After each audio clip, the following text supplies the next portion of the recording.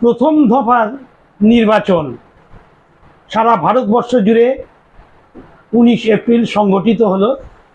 102টি লোকসভা কেন্দ্রে এই নির্বাচন হয়েছে। সবসময়ই পশ্চিমবঙ্গ এগিয়ে আছে। সারা ভারতবর্ষে আমাদের কাছে যে রিপোর্ট এসছে, আমাদের যে সহযোগী নিউজ হোয়াট অ্যাবাউটের যে সহযোগী এবং সহকর্মীরা রয়েছে, তারা যা রিপোর্ট পাঠাচ্ছেন তা থেকে কিছুটা বিস্তৃত আমি বলতে চাইছি। সারা ভারতবর্ষে যেখানে ভোট হয়েছে, অদ্ভুত রকমভাবে যে 59.7%, সেখানে পশ্চিমবঙ্গে ভোট পড়েছে বিকেল 5টা পর্যন্ত 77.73%। তার মানে কি পশ্চিমবঙ্গ মানুষ খুব গণতান্ত্রিক এবং ভোটপ্রিয় হয়ে উঠল। ইতিমধ্যে কিন্তু পশ্চিমবঙ্গে আবার সেই সব পুরাতন ঘটনাও ঘটে গিয়েছে। তাও জানিয়েছেন আমাদের নিউজ হোয়াট অ্যাবাউটের সহকর্মীরা। তারা বলছেন যে উত্তরবঙ্গ একসময় নিশ্চিত বামেদের দুর্গ ছিল। এই অঞ্চলগুলোতে এই 3টি কেন্দ্রেই, এই কুচবিহার, আলিপুরদুয়ার, জলপাইগুড়ি, এখানে আরএসপি ফরওয়ার্ড ব্লক এবং সিপিএম এর যে প্রভাব ছিল, কিন্তু এই নির্বাচনে তাদের গতিবিধি তেমনভাবে ব্যাপক দেখা যায়নি এবং মিডিয়াও তাতে দেখায়নি। তাতে বামপন্থী মানুষরা ক্ষুব্ধ হতে পারেন, কিন্তু তাদের সক্রিয়তা তেমন নজরে পড়েনি বলেই আমাদের সহকর্মীরা জানাচ্ছেন।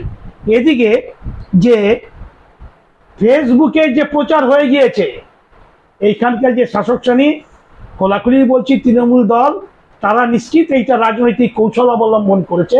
আমাদের ধারণায় যে তারা ইতিমধ্যেই প্রচারের নতুন কৌশল নিয়েছে। তারা কিন্তু ফেসবুকে প্রচার দিয়ে দিয়েছে এই 3টি কেন্দ্রে তারাই জয়ী হচ্ছেন। এবং আরো অদ্ভুত, তাদের সুপ্রিমো এই যে তারা এইখানে জিতছেন এমন একটা মিটিংয়ে, মানে সমাবেশে ঘোষণার পর তারা রাত্রে প্রায় বিজয় মিছিল করে দিয়েছেন। এমন ঘটনা পশ্চিমবঙ্গের পক্ষেই সম্ভব। এটা একটা রাজনৈতিক কৌশল, নতুন কায়দা। আর আমাদের যে সূত্র আরো জানাচ্ছে যে শাসক তার দাপট, তার বাগাড়ম্বর যে তথাকথিত যে বিজেপি দল অনেকটাই প্রতিহত করে দিতে পেরেছে। উদয়ন গুহকে সীমিত একটি জায়গার মধ্যে আটকে রাখা হয়েছে, তার গতিবিধি নিয়ন্ত্রণ করা হয়েছে এবং দেখা যাচ্ছে যে মহিলারাই তার কেন্দ্রে তাকে ঘিরে রেখেছেন, বিক্ষোভ দেখাচ্ছেন, এমন ঘটনাও দেখা গিয়েছে। আর অন্যান্য দিকে শীতলকুচির জায়গায় আছে, সেখানে শেষমেশ ব্যালট বাক্স লুট করে নেবার একটা প্রচেষ্টা চলেছে, এরকম একটা খবর এসছে। অন্যদিকে শীতলকুচিতে পাথর ছুঁড়ে এক ভোটারের চোখ থেতলে দেওয়া হয়েছে, কোথাও কোনো মহিলার গালে ব্লেড চালিয়ে দেওয়া হয়েছে। এই সব দিকে পশ্চিমবঙ্গ তার ঐতিহ্য নিশ্চিত বজায় রেখে চলেছে। এই সমস্ত ঘটনা জানাচ্ছে আমাদের উত্তরবঙ্গের এই নিউজ হোয়াট অ্যাবাউটের যে কর্মীরা রয়েছেন তারা। এইদিকে বোঝা যাচ্ছে যে মনে রাখতে হবে যে আমরা যদি কোচবিহারকে গুরুত্ব দিই, যেখানে নিশীথ প্রামাণিক দাঁড়িয়েছেন, তার আগের দিনই কিন্তু সেখানে বোমাবাজি শুরু হয়ে গিয়েছে এবং দুপক্ষ কারা করেছে একটা সন্ত্রাস সৃষ্টির একটা চেষ্টা চলেছে। এইরকম একটি খবর আমাদের কাছে এসছে। এইরকম কি এটা অন্যান্য মিডিয়াতেও বেরিয়েছে। এইদিকে এই কেন্দ্রে শীতলকুচিতে তো গত বিধানসভা নির্বাচনে 4 জনের প্রাণহানি হয়েছিল। এই সব কথা আমাদের খেয়াল রাখতে হবে। তো 2019-এ এখান থেকে বিজেপির প্রার্থী নিশীথ প্রামাণিক জিতেছিলেন। খেয়াল রাখতে হবে তার প্রাপ্ত ভোটের সংখ্যা ছিল 47.98%। আর টিএমসির পক্ষে ছিল 44.43%। গতবার কিন্তু নিশীথ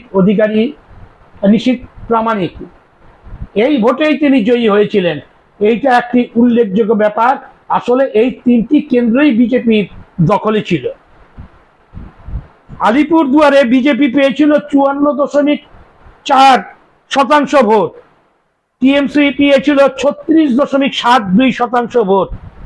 গতবার এই অঞ্চলে ছিলেন জন বার্লা, এবার কিন্তু মনস্টিজ্ঞা প্রার্থী হয়েছেন। তারা মনে করছেন গতবারের তুলনায় এবছর তার প্রাপ্ত ভোটের সংখ্যা অনেক বেড়ে যাবে।